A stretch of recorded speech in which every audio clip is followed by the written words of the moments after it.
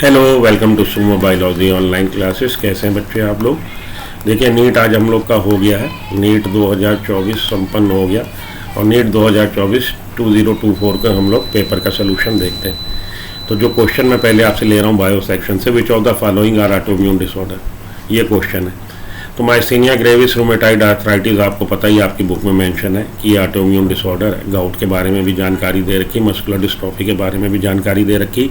Systematic loops एरिथ्रोमेटोसिस ये आपकी book का बाहर का आ गया है। लेकिन अगर आप अपनी एनसीईआरटी ठीक तरह से पढ़ के गए हैं तो आप क्वेश्चन कराएंगे, क्योंकि आपको पता है माइस्थेनिया ग्रेविस रूमेटॉइड आर्थराइटिस हमारी ऑटोइम्यून डिसऑर्डर है। गाउट आपकी ऑटोइम्यून डिसऑर्डर नहीं है, मस्कुलर डिस्ट्रॉफी ऑटोइम्यून डिसऑर्डर नहीं है। तो आपको ऑप्शन क्या टिक कर लगा देना चाहिए था, सेकंड। कहाँ से लिया गया, चलिए हम लोग अपनी एनसीईआरटी को देखें और हम लोग को क्लैरिटी आ जाएगी। तो मस्कुलर सिस्टम में लोकोमोशन वाले आपके चैप्टर में इन्होंने दे रखा माइस्थेनिया ग्रेविस ऑटोइम्यून डिसऑर्डर है। मस्कुलर डिस्ट्रॉफी में progressive degeneration of skeletal muscles हो रहा है। क्यों हो रहा है progressive disorder, progressive degeneration of skeletal muscles? क्योंकि डिस्ट्रोफिन प्रोटीन नहीं बन पा रही, तो मस्कुलर डिस्ट्रॉफी हो जाती है। ये जेनेटिक डिसऑर्डर है, ऑटोइम्यून डिसऑर्डर नहीं है।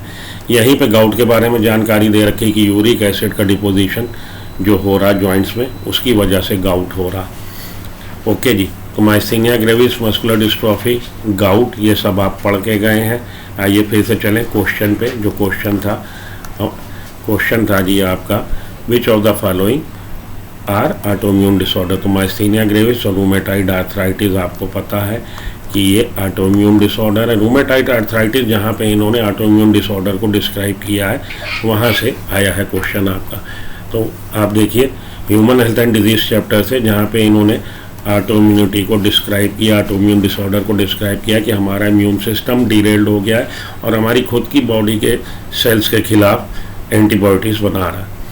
तो ये होता है ऑटोइम्यून डिसऑर्डर, जब हमारी खुद की एंटीबॉडीज़ हमारी खुद की सेल्स को डिस्ट्रॉय करने लगे, वो ऑटोइम्यून डिसऑर्डर होता है। तो यहाँ पे रूमेटॉइड आर्थराइटिस का भी जिक्र आया कि रूमेटॉइड आर्थराइटिस ऑटोइम्यून डिसऑर्डर है। ओके। तो ऑटोइम्यून डिसऑर्डर में अब आपने समझ लिया, रूमेटॉइड आर्थराइटिस आपकी बुक ही कह रही है और माइस्थेनिया ग्रेविस आपकी बुक कह रही है। मस्कुलर डिस्ट्रॉफी के बारे में बताया गया है जी कि progressive degeneration of skeletal muscle है। क्यों है? क्योंकि डिस्ट्रोफिन प्रोटीन नहीं बन रही। इसके बारे में थोड़ी सी अगर आप डिटेल चाहें तो मैं आपको दे सकता हूँ।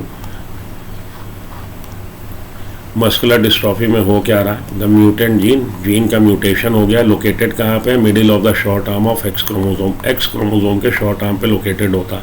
उसकी वजह से क्या हो जाएगा? उसकी वजह से डिस्ट्रोफिन प्रोटीन नहीं बन पाएगी, fail to produce dystrophin protein in skeletal muscles. तो इस तरह से आपको मस्कुलर डिस्ट्रॉफी मतलब पेशेंट को हो सकती है। तो ये भी आपका मस्कुलर डिस्ट्रॉफी जो है, ये ड्यू टू किस वजह से हो गया? म्यूटेशन ऑफ जीन की वजह से हो गया। तो ये ऑटोइम्यून डिसऑर्डर नहीं है। आइए हम लोग क्वेश्चन पे चलें। अब जो चीज़ आपके बाहर से आ गई है, बाहर से आ गया आपका सिस्टमेटिक लूपस एरिथ्रोमेटोसिस, ये बाहर से आ गया। तो अगर आप नहीं भी पढ़ के गए और आप अपना अप्लाई कर देंगे कॉन्सेप्ट, तो आप यहाँ पे क्वेश्चन लगाएंगे कि हमारा ऑटोइम्यून डिसऑर्डर जो है वो ABE ओनली हो जाएगा। आपको ऑप्शन 2 को चूज़ कर लेना चाहिए। ठीक। तो सिस्टमेटिक लूपस एरिथ्रोमेटोसिस में हो क्या रहा है? इम्यून सिस्टम अटैक कर रहा है खुद की सेल्स को और ज़्यादातर लंग्स को, ब्रेन को, हार्ट को और लंग्स को डैमेज कर रहा है। ओके। तो आंसर आपका हो जाएगा option number 2, A, B and E only.